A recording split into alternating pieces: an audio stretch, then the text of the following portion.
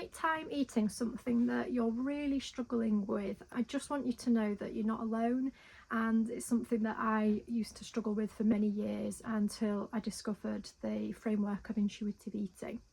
And in this video, I'm just going to explain to you 3 common reasons that can result in nighttime eating, and also a suggestion to help you take one gentle step today to heal that pattern and start to feel back in control around food again.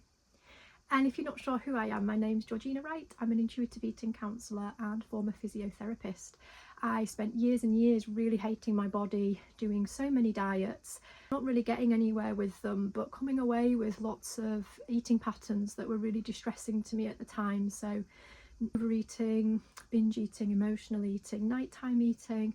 And the aim of this video is to help you with the framework that I used so that you can heal these patterns and really start to trust your body again and feel more confident. So the first reason that can cause nighttime eating is to do with letting yourself get too hungry. So if this is you, you may consciously or unconsciously not be eating enough throughout the day, and by the time you do get to the evening time, you're so ravenous that you're eating anything you can get your hands on, and usually eating past comfortable fullness. And intuitive eating explains it with a mechanism called primal hunger.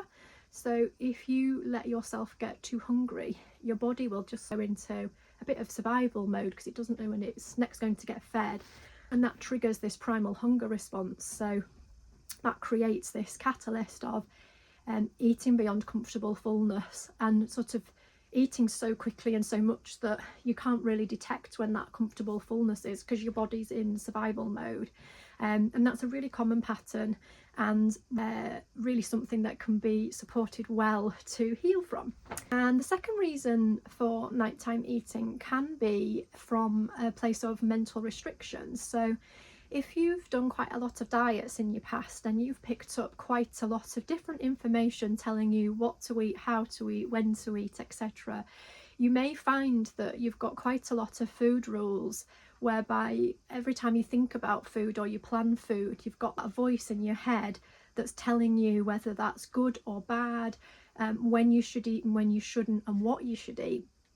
And what can happen there is that you're not really satisfied with the food you're eating because it's not coming from what intuitive eating calls your inbuilt hunger and fullness cues and your satisfaction factor.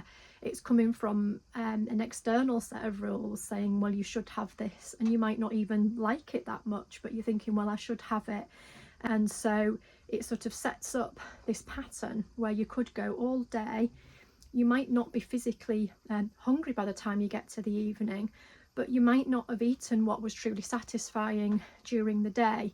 For example, you might have thought, I shouldn't have carbohydrates, and so you've picked a salad for lunch, and it's boring and it's not got any dressing on it, and you're eating it and it does fill you up for a period of time, but you don't finish it and think, wow, that I really enjoyed that and I really like the flavour and the texture and that sort of thing.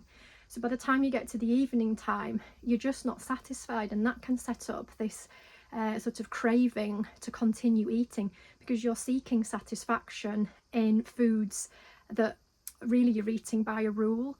And that can also turn into getting home on a night and still not eating the thing you want. So say it was some chocolate cake, for example. Say you really wanted chocolate cake, but you said you can't have it because it's bad for you in your belief system. You'll still try, because you still want to eat something, so you end up sort of going around the cupboards and the fridge. Oh, well, I'll have a yogurt, maybe that'll help. Oh, I'll just have some rice cakes, maybe that'll help. I'll have some cereal, maybe that'll help. And then you still end up overeating because you're chasing satisfaction in foods that just aren't going to satisfy you. So if that's you, again, completely normal and understandable. That was also me as well.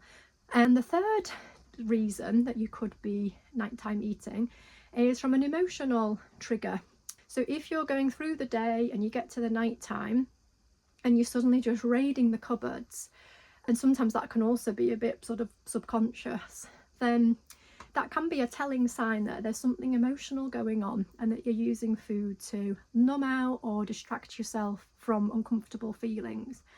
So an example I could give you of myself is that I used to come home from work, and just as soon as I got through the door, I'd just head straight to the fridge and start eating.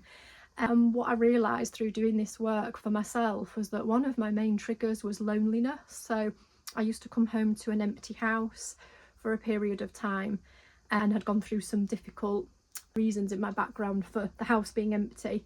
And I just didn't want to feel that feeling. I didn't want to feel the loneliness or the pain.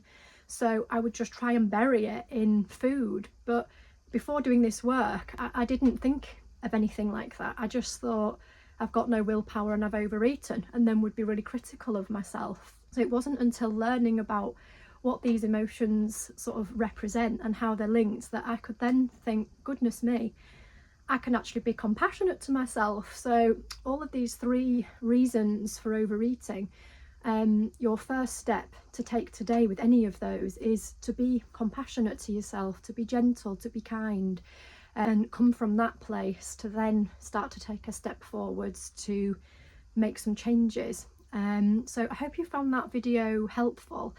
It's really interesting when you start to uncover your patterns from a place of curiosity rather than judgment. And if you want to go a little bit further with this video, I've created a guide called the Cravings Decoder. So it goes into more depth on the reasons that I've explained today.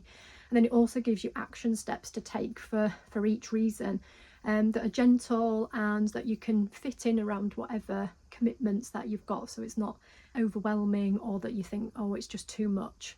And that is linked down below, and it's just valued at £2.99, so the same price as a pack of chewing gum. So hopefully that will be really supportive for you. And do let me know how you get on in the comments with any feedback you've got from what I've explained today, or if you do get the Cravings Decode, I'd love to hear your thoughts on what actions you've taken and how they have helped you. And I will look forward to seeing you in the next video.